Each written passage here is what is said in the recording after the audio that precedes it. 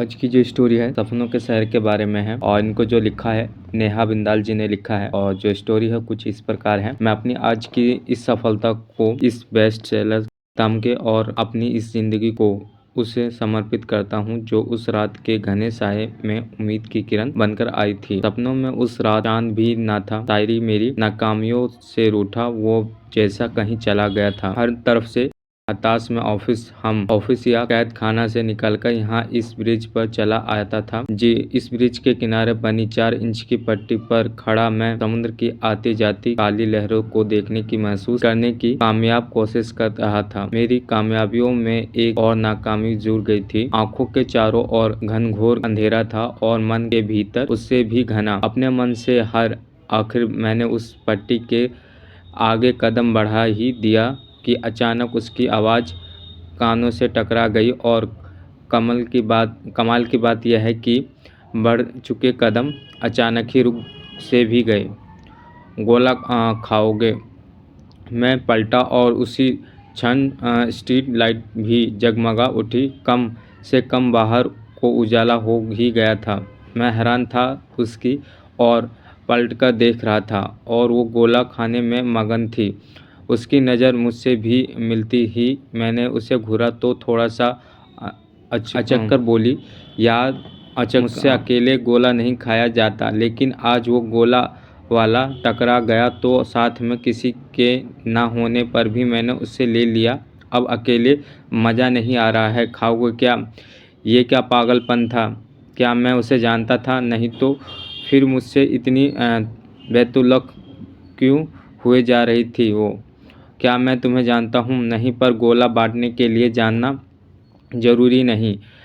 मैंने उसे घूरा तो बोली, यार यहाँ से गिरने पर मरोगे नहीं, इतनी गारंटी है मेरी। और वह गार्ड्स देख रहे हैं, वो तुम्हें डूब कर मरने नहीं देंगे। अब हाथ पकड़ो। और घर में बिस्तर पर पड़े रहने का शौक़ है तो वैसे बताओ, मैं कुछ गुंडों को जानती हूँ, ज़्यादा अच्छा काम कर देंगे। यार ये क्या बकवास कर रही थी वो? मैं ब्रिज पर खड़ा कभी भी कूद सकता था और इसमें मजाक सूझ रहा था, पर कुछ तो था उसकी आवाज़ में जो रस्सी बनकर पैरों से चिपक गई थी मेरे। उस नहीं कूद पाया। मैं नीचे उतरा तो मेरे हाथ में गोला पकड़ाकर वो आगे बढ़ गई। इस गोले की तरह ही तो बस चूस रही थी कि मेरी ज़िंदगी बस धीरे धीरे यूं ही तो ख़त्म हो रही थी। मैं उस गोले को घूर रहा था और वो वापस मेरी ओर मुड़ गई। उसने मेरा हाथ थामा और लगभग मुझे खींचते हुए आगे बढ़ गई। एक अनजान लड़की जिसे ना मैं कभी पहले देखा था ना ही जिसे मैं जानता था, उसका हाथ थामे मैं ना जाने किस हवा में बह जा रहा था। मुझे कुछ खबर ना थी वो मुझे जाने अपने घर ले गई। मैं अब भी गाफिल ही था, उस होश ना था कि हो क्या रहा है, बस चले जा रहा था उसके संग, उसके पीछे। अगली सुबह जब आँख खुली तो वो सामने बैठी कॉफ़ी बना रही थी। मेरी आंखें खुलते ही उसने मुझे गुड मॉर्निंग विश किया, जिसका कोई जवाब मैं ना दे सका। मेरी सुबह, मेरी रातें, मेरा जीवन सब गुड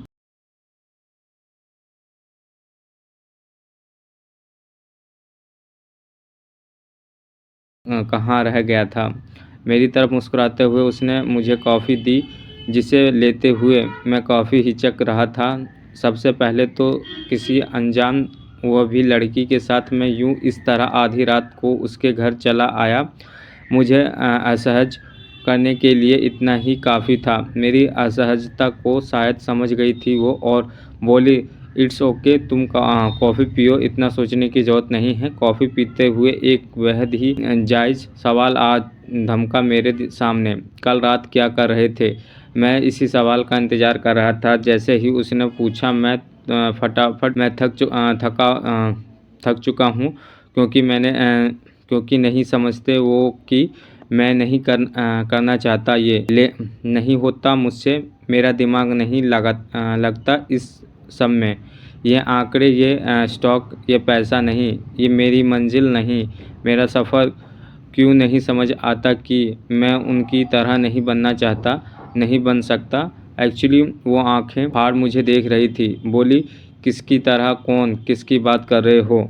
डैड कभी नहीं समझे, मुझे नहीं समझ आता उन्हें कि उनकी कंपनी में मुझे कोई इंटरेस्टेड नहीं है। उनके कहने पर मैं पिछले 3 साल से कोशिश कर रहा हूँ, लेकिन ये बिजनेस मेरी समझ में नहीं आता और सब कठपुतलियाँ के लगते हैं। मुझे उस ऑफिस में रोज़ वही काम का वही रूटीन। ऐसा नहीं है कि मैंने कोशिश नहीं की, लेकिन मैं नाकामयाब रहा, फेल हो गया। पापा को उनका मनचाहा रिजल्ट देने में समझते ही नहीं वो कि मैं नहीं बना हूँ इन सब के लिए। मैं हाँफने लगा था। इसके लिए बने हो फिर? मैं लिखना चाहता हूँ, लेखक बनना चाहता हूँ, लेकिन वो माहौल ही नहीं मिलता मुझे। लेखन और माहौल की नहीं, मन की ज़रूरत होती है। बड़ी ही सहजता से बोल दिया था उसने। मैं अब उससे आंखें फाड़ देख रहा था। वो अपनी कॉफ़ी ख़त्म करके उठी और शायद मुझे समझ आ गया था कि मैं क्या करना चाहता हूँ। उसकी कॉफ़ी ख़त्म करके मैं अपने रास्ते निकल गया, उसका असहज मान में लिए। डोर के आगे खड़ा मैं देख रहा था। वो सागर की लहरों की तरफ डोल रही थी। उसकी आंखें, उसके हाथ बजते संगीत के साथ बज रहे थे और मेरी आंखें उसके साथ यहाँ वहाँ डोल रही थी। वह बिल्कुल गाफिल थी अपने नृत्य में और मैं खोया था उनमें। कुछ यूँ कि अपनी भी खबर ना थी मुझे। चंदा लम्हों बाद उसका हाथ पकड़ मेरे कंधे पर तो होश आया कि बाहर आ गई थी वो। कैसा था? बस एक सवाल पूछा उसने। मैं क्या बताता उसे कि कैसा था? बस नज़रें झुका कर सिर से हिला सका। खिलखिला उठी थी वो। उसकी हंसी ले जा रही थी मुझे कहीं दूर, अपनी झलाठों से, अपनी कामयाबियों से।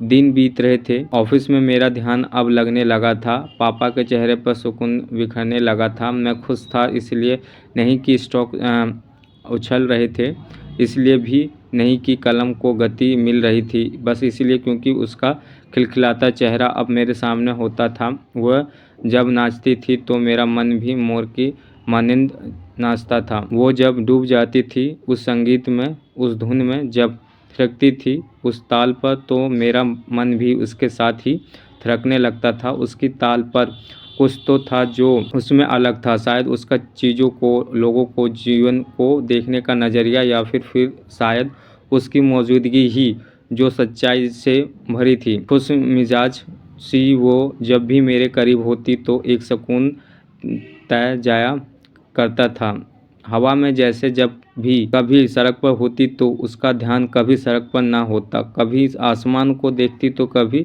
सर पर दौड़ती गाड़ियों को। हमेशा कहती ये सड़क कभी धमकती नहीं ना।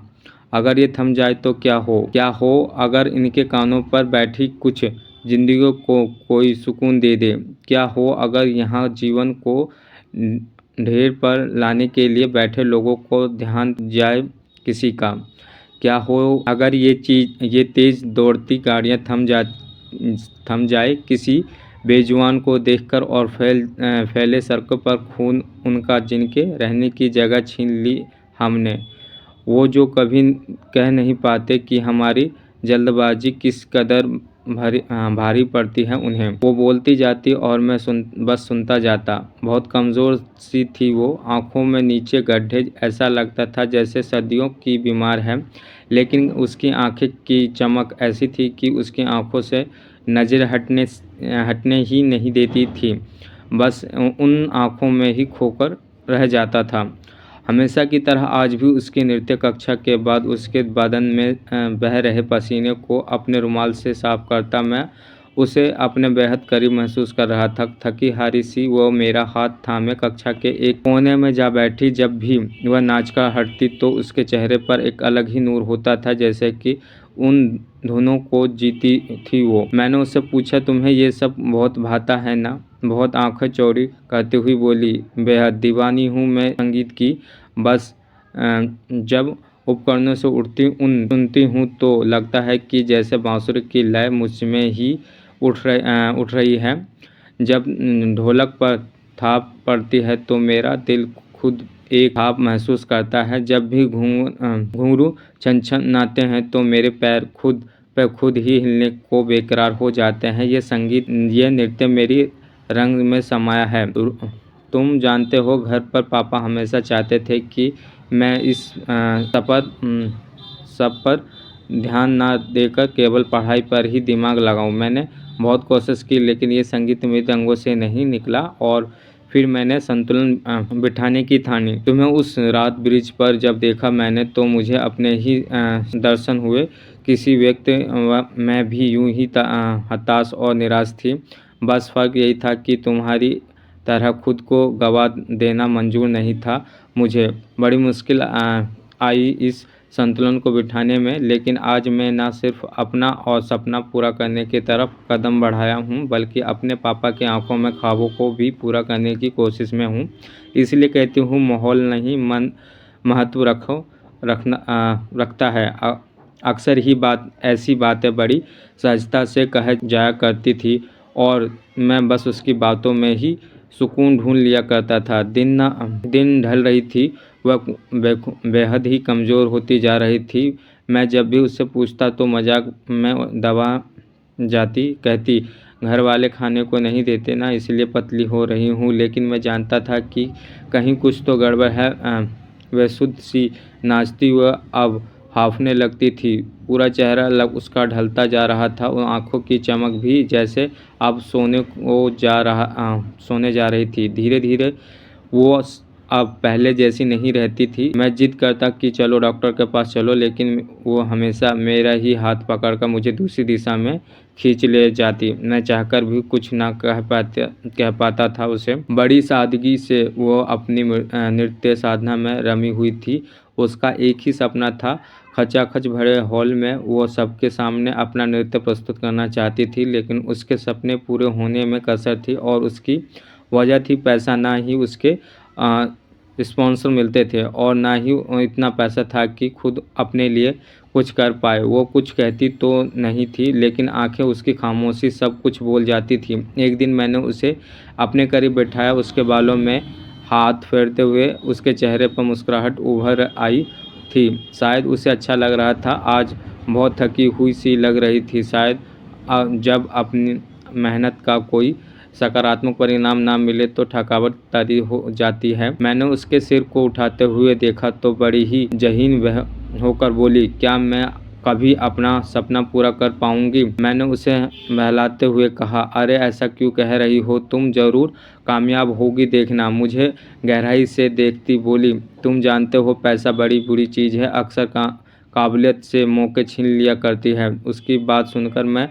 दंग रह गया। जानता था कि भ्रष्टाचार सब जगह फैला है, लेकिन जब तक किसी बहुत करीबी के हाथ ना हो हमें फ़र्क नहीं पड़ता। उसी के इंडस्ट्री से ना जाने कितने ही उसके काबिलियत वालों को आगे बढ़ता देखा था मैंने। उसकी बात का गहरा असर हो रहा था मुझ पर। मुझे अब शायद समझ आ गया था कि उसकी आंखें की चमक गायब होने की पीछे की वजह क्या थी। मैंने पापा को सामने अपनी बातें रखने की हिम्मत पहली बार जुटाई थी। शहर में होने वाले एक डांस कॉन्सर्ट को अब हमारी कंपनी स्पॉन्सर कर रही थी।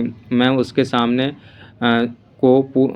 सपने को पूरा करने में बस एक कदम दूर था। मैं जानता था कि उसे बस एक मौके के ही जरूरत थी, उसके बाद वह अपनी उड़ान खुद भरने में सक्षम थी। मैंने जोर शोर से तालियां शुरू कर दी थी उसकी आंखों की चमक और उसकी मुस्कुराहट वापस लाने के लिए। बस इन सब में बस एक ही दिक्कत थी, मैंने उससे मिल नहीं पा रहा था। उसने सपने को पूरा करने की जिद में उसे देखते हुए भी महीना बीत चुका था। उसको पता ना सका कि ये सब उसके लिए ही कर रहा हूँ। उसके आत्मसम्मान को गिराकर उसके सपने नहीं पूरे करना चाहता था। अक्सर मुझसे उलझ जाई करती है, क्यों समय नहीं दे पा रहे हैं मुझे। बस मैं मंच पर थिरकते उसके कदमों को सोचकर मन ही मन मुस्कुरा लेता और उसको बिजी हूँ कहकर टाल देता। एक दिन अचानक ही सुबह उसका फ़ोन आया। उसकी खनखनाती आवाज़ आज ज़्यादा ही खुश सुनाई पड़ रही थी।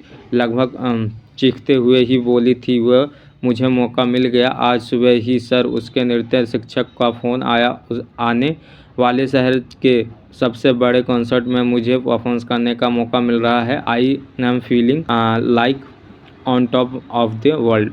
मैं बहुत खुश हूँ। तुम आज मिल सकते हो क्या? मैं बस पीछे दीवार से सिर टिकाकर ही रहा था। ये खुशी या खनक ही तो मैं सुनना चाहता था। आज आखिर मुझे वो मिल ही गया जो मैं चाहता था। उसके कदम थिरक रहे थे। आज फिर बेसुध होकर वह नाच रही थी। उस बड़े से हॉल में उबल पड़ने को तैयार भीड़ के बीच आज उसका सपना पूरा हो गया। उसकी साधना मंजिल तक पहुंच गई थी। संगीत खत्म होने पर तालियों की गूंज से पूरे हॉल में गूंजा दिया था। लेकिन वो तालियां की गूंज ज़्यादा देर तक टिक ना सकी। अपने कथक के आखिरी फेरे लेते हुए तालियों की गूंज के बीच गस खाकर वह गिर पड़ी थी। पूरे हॉल में सन्नाटा सा छा गया। मैं उसे अब गोद में लिए कार की ओर बढ़ रहा था। नाक से उसके खून बह रहा था। ऐसा लग रहा था कि वो और नाकामी मुझे जकड़ने को तैयार खड़ी थी। बीप बीप बजाती मशीनों के बीच घिरी वो मुश्किलों से सांस ले पा रही थी। मेरी आंखों से शिकायतें बह रही थी। उसकी आंखें खुली तो बस इतना ही कह पाया था, मैं तुम्हें जानती थी ना। उसने कोई जवाब नहीं दिया था। तब मैं समझ गया क्यों किया ये सब। तुम जानती थी कि तुम्हारे लिए ज़्यादा चलना भी कितना खतरनाक है। फिर ये सब करने का रिस्क क्यों लिया? कांपते होठों के साथ बस यही कह पाई थी। वो मेरा सपना अधूरा कैसे छोड़ देती? जाने से पहले जीना चाहती थी बस इसलिए अब सुकून से मर सकूंगी। तालियां रिकॉर्ड हो गई।